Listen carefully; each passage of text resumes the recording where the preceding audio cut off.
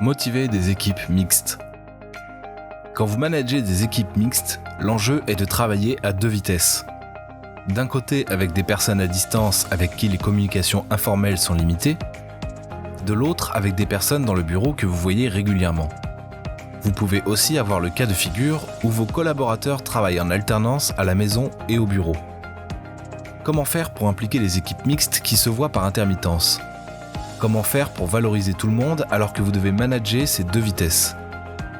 Nous vous proposons ici 5 leviers pour les leaders afin d'améliorer l'engagement de vos collaborateurs travaillant avec des équipes mixtes. 1. L'authenticité respectueuse, c'est-à-dire des discussions ouvertes, l'expression des émotions pour entretenir la confiance. Avec des équipes mixtes, vous devez prévoir des moments d'échange sur l'organisation du travail, le partage d'informations, le processus de décision de manière ouverte, en écoutant les ressentis et les différentes problématiques de chacun. Réfléchissez à comment pouvez-vous faire en sorte de communiquer les mêmes messages aux personnes en présence et à ceux à distance. Montrez la même attention à ceux qui sont à distance. 2. La fierté méritée. Elle existe lorsque vos collaborateurs constatent qu'ils sont appréciés pour leurs contributions concrètes. Si vous collaborez avec des équipes mixtes, les échanges, les contributions de ceux qui sont à distance risquent d'être moins visibles.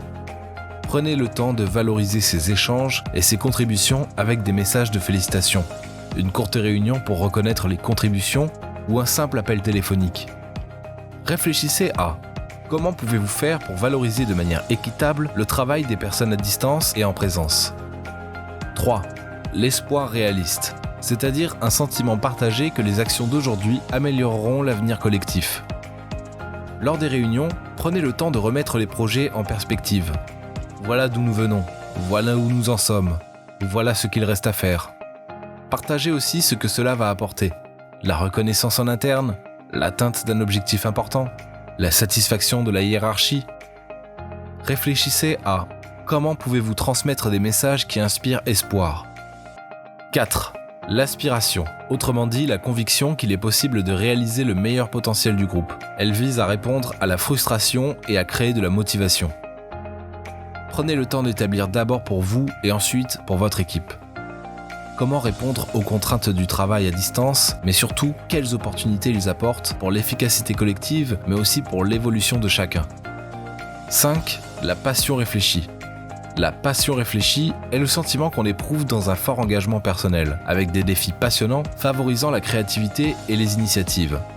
C'est l'opportunité de contrer l'inertie et d'encourager l'action. Réfléchissez à comment pouvez-vous communiquer à vos collaborateurs ce défi commun de travailler à un même projet motivant avec ces deux modalités de présence et de distance. Comment trouver ensemble des solutions créatives pour être efficaces. Maintenant, explorons votre propre expérience. En vous référant aux 5 leviers ci-dessus, quels sont ceux sur lesquels vous allez agir en priorité ? Lesquels auront potentiellement le plus d'impact sur votre équipe, avec vos pairs ?